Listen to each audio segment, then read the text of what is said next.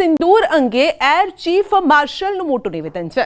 ભારતીય વાયુસેનાના પરાક્રમ અંગે બોલ્યા છે. ઓપરેશન સિંદૂરમાં પાકિસ્તાન સેનાને ઘણું નુકસાન થયું છે. તો પાકિસ્તાનના 5 જેટ અને 1 એરક્રાફ્ટ નષ્ટ થયા છે. ભારતની એર ડિફેન્સ સિસ્ટમે કમાલ કર્યો છે. બેંગલુરુમાં એર ચીફ માર્શલ એપી સિંઘે આ વાત કરી છે અને તેમણે કહ્યું છે કે અમે પાકિસ્તાનના આતંકી અડ્ડાઓને નષ્ટ કર્યા છે, જેમાં જેકોબાબાદમાં પાર્ક કરેલા કેટલાક F-16 અને ભોલારીમાં એક AEW&Cને નષ્ટ કરવામાં આવ્યું છે અને પાકિસ્તાનનું કોઈ વિમાન બોર્ડર સુધી નથી આવ્યું અને તેવું પણ તેમણે કહ્યું છે.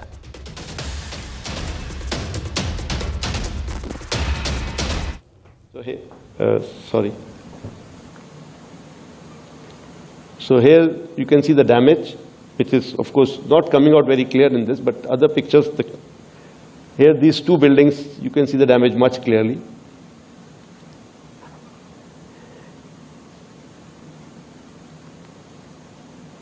Again, another big set of buildings, and you see the damage that is coming out.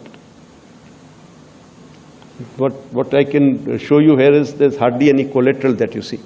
Of course, from that distance, it is not very easy to make out, but still all the adjacent buildings are fairly intact. The buildings that were targeted were based on intelligence.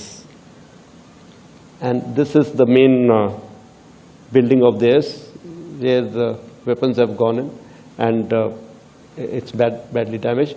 Now, one thing which was good this time was that not only did we have these satellite pictures, we also had a lot of input from the locals, media, which was giving us the inside pictures, because these were areas which were open to public kind of areas also.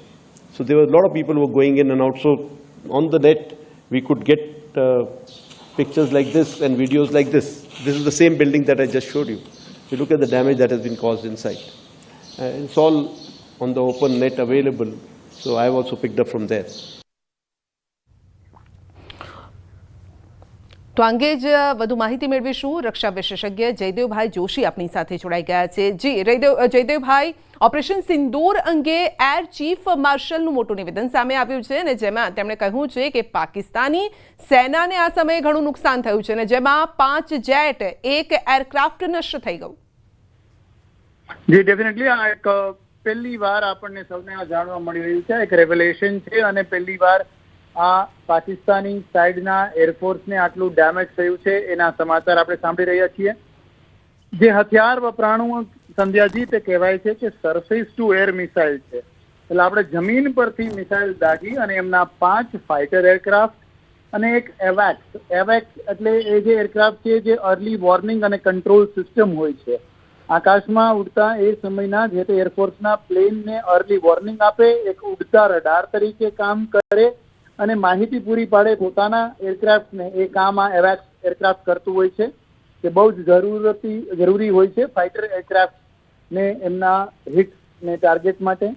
એમને આપણે ઉડાડી શક્યા છીએ એ ખરેખર ખૂબ મોટી વાત કહેવાય. અને જે મંચ ઉપરથી અને એર માર્શલ ખુદ આ વાત કરે તો આની આધિકારિકતા ઉપર શક કર્યા વગર આ આપણે આપણી બહાદુરી અને શૌર્યના એક બહુ જ મોટા હોલમાર્ક તરીકે લેવું જોઈએ. સંધ્યાજી જી જયદેવભાઈ, કારણ કે જમીન ઉપર તો આપણી સેના એટલી મજબૂત છે, આપણે જોવા પણ મળ્યું છે, અનેક પુરાવા પણ આપણને મળ્યા છે, પરંતુ ભારતની એર ડિફેન્સ સિસ્ટમ પણ એટલી જ સ્ટ્રોંગ છે. અહીંયાથી એ વાતનો પણ પુરાવો દુનિયાએ જોયો. યસ ડેફિનેટલી ભારતની જે એન્ટી એરક્રાફ્ટ અથવા જે બીજી કોઈ પણ આપણી જે સુરક્ષા ચક્ર કહીએ આવી સિસ્ટમ કેટલી મજબૂત છે એ ઓપરેશન સિંદૂર વખતે જ આપને ખ્યાલ આવ્યો. કારણ કે આની પહેલા આટલા મોટા પાયામાં એર એટેક અથવા ડ્રોન ઉડ્યા હોય તેવું થયું નથી. અલગ અલગ મંચો ઉપરથી ડ્રોનની પણ ખૂબ વાત થઈ છે. ડ્રોન ભલે નુકસાન ઓછું કરે પણ એટલી મોટી તાદાદમાં આવતા હોય છે અને નાના ટાર્ગેટ હોય છે ડ્રોન. તેમ છતાં આપણું એન્ટી એરક્રાફ્ટ સિસ્ટમ અને જે આર્મી એર ડિફેન્સ છે એની સિલ્કા અને એ પ્રકારની ગન્સ, જે તોપની ગન્સ કહેવાય, એ સિલ્કા અને એ પ્રકારની ગન્સથી આપણે આ ડ્રોનોને અથવા કોઈ પણ એરક્રાફ્ટને આસમાનમાં જ ખતમ કરી શક્યા યા તો રોકી શક્યા. જમીન ઉપર આપને નાગરિકોને, ગવર્મેન્ટની અથવા પ્રાઇવેટ પણ કોઈ પ્રોપર્ટીને બહુ મોટું નુકસાન નથી થયું. એ એક બહાદુરીનું એક તમગુ કહેવાય આપણા માટે. જી બિલકુલ, અને જે રીતે આપે પણ કહ્યું કે પ્રાઇવેટ પ્રોપર્ટીને નુકસાન નહીં, કારણ કે ટાર્ગેટ એ જ હતું, આતંકીઓ ટાર્ગેટ હતા, આતંકીના અડ્ડાઓ ટાર્ગેટ હતા, ને ત્યાં જ એ અટેક કરવામાં આવ્યો છે, અને જેમાં જેકોબાબાદ પાર્ક કરેલા જે F-16 અને ભોલારીમાં એક AEW&C ને નષ્ટ કરવામાં આવ્યું હતું, એ વાત પણ અહીંયા ઉમેરી હતી. Yes, AEW&C is the aerial reconnaissance અને early warning ને control system વાળું એરક્રાફ્ટ છે. અને આપણે કોઈ પણ એનિમીના પ્રાઇવેટ લોકેશન્સ કે જ્યાં પબ્લિક હોય એ લોકેશન્સને હિટ નહોતા કર્યા. એ પણ આપણા સંયમ અને આપણી એરફોર્સની અને આપણી મિસાઇલોની પણ જે જમીનમાંથી પણ દાગવામાં આવી હોય તેની સટીકતા વિશેની વાત કરે છે, અને એ સટીકતા સૈન્યની છે. પણ જે વિચાર છે કે આપણે કોઈ પણ પ્રાઇવેટ અથવા નાગરિક રિહાયશી ઇલાકામાં એટેક નહીં કરીએ, એ ભારતના અભિગમને દર્શાવે છે.